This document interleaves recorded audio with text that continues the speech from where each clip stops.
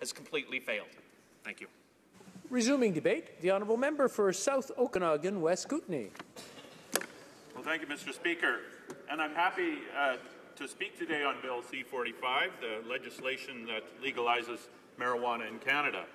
And I'll say off the top that I support the legalization of marijuana, and I'll be supporting this bill in general, but I have some concerns about the process it maps out for regulating the marijuana industry across this country. And I spoke to this bill on second reading, but I wanted to say more now that it has passed through committee, now that I've heard from more constituents about it, and now that we know more in detail about the government's intentions regarding marijuana legalization. Now, first, in the interest of full disclosure, I'll say that I represent the beautiful riding of South Okanagan, West Kootenay, and it's public knowledge, or at least widely recognized, that the production of marijuana has been an important part of the local economy of my region for many years. And I don't have any precise figures on its economic impact, obviously, since it's a black market. Certainly it's used widely, as I can attest from after door knocking throughout my riding.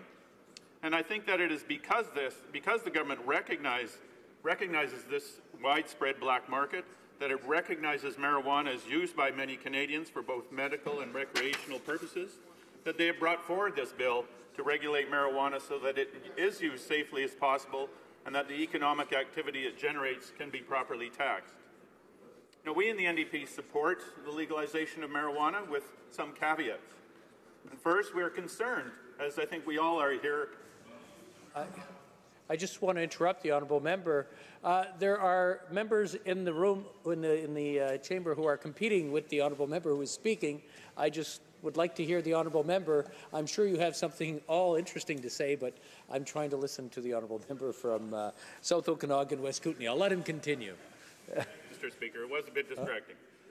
So first, we are concerned, I think everyone here is, about the use of marijuana by children and young people, and we recognize that there must be no advertising of these products to them. And we're happy to see that Bill C-45 recognizes these concerns as well. Second, there must be a taxation strategy that produces a long-term revenue stream for programs that promote public health, education, and research. One of the big problems of the criminalization of marijuana is that it has made research into its effects, particularly its long-term effects, very difficult. And hopefully legalization in this country will stimulate serious research into this critical issue, and hopefully there will be sufficient funds provided by the government to ensure that this research can take place. And thirdly, there must be legislation in effect to deal with drivers impaired by marijuana. And this is covered under Bill C-46, which has already passed through this House, and I made my concerns about that bill during debate earlier.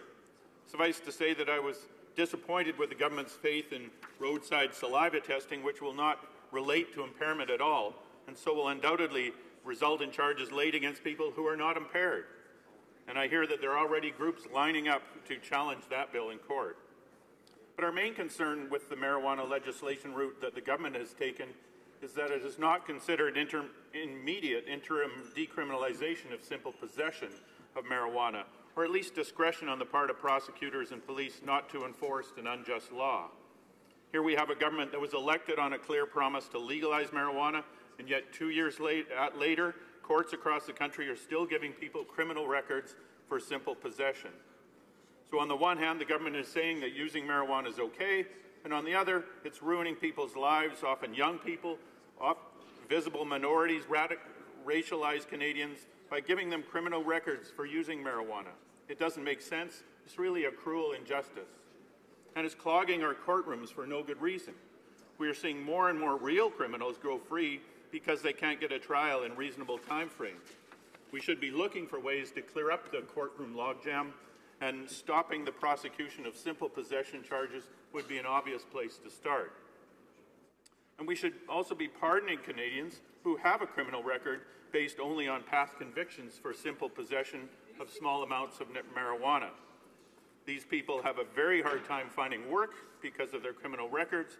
They can't cross borders, yet we're now saying that what they did was not criminal at all. In fact, it will be completely legal.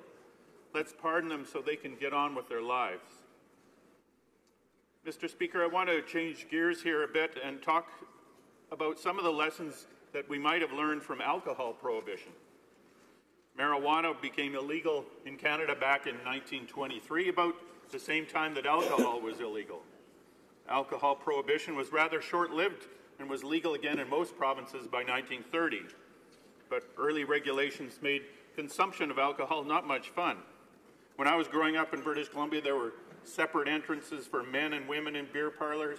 You had to be sitting when you drank. You couldn't listen to music, and you certainly couldn't dance.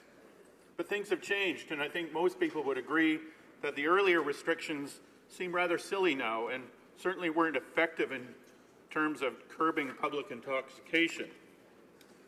Beer was once produced only by large monolithic brewing companies, but now we have hundreds of small craft breweries springing up across the country.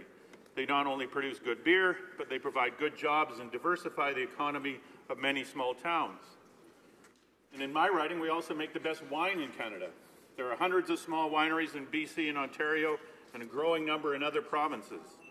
The wine industry is a huge part of the economy in my riding, not only through the sales of wine, but also by boosting the tourism industry that is so important in the Okanagan Valley.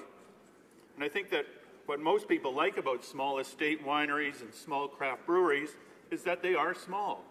They produce diverse products. You can go and meet the people who make the wine and beer.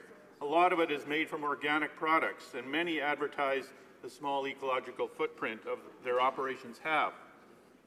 A lot of my constituents say that they feel that Bill C-45 will be like Prohibition 2.0.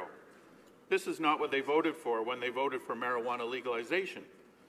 They don't want to buy marijuana from huge companies that produce huge quantities of product in indoor facilities that use a lot of power and pesticides to keep production levels up.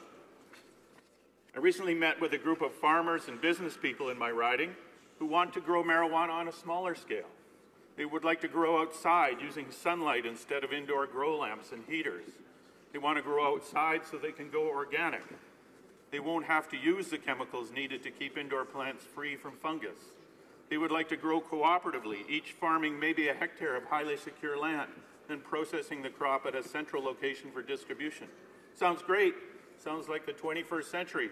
It's allowed just across the border in neighboring Washington state, but all of this would be illegal under Bill C-45. In committee, the NDP moved 38 amendments to improve this bill, and one amendment would have given the provinces the option to create their own licensing frameworks, such as those to allow for craft growers and small producers. The government side voted every one of these amendments down. So, Mr. Speaker, I agree that we need to legalize marijuana. We need to get the industry out in the open, away from gangs and organized crime. We need to tax it so that we can fund the education, research, and health programs that are necessary to deal with drug use and addiction that are already so prevalent in this country. But restricting the production of marijuana so tightly by making producers grow indoors, by banning cooperative ventures, we will be incentivizing an ongoing black market that will defeat the original purpose of this bill. So let's learn from alcohol prohibition. Let's not go back to 1930 for legalizing marijuana. Let's regulate it in a modern and intelligent way so that those Canadians who wish to use cannabis can do so in a practical, safe, and healthy manner. Thank you.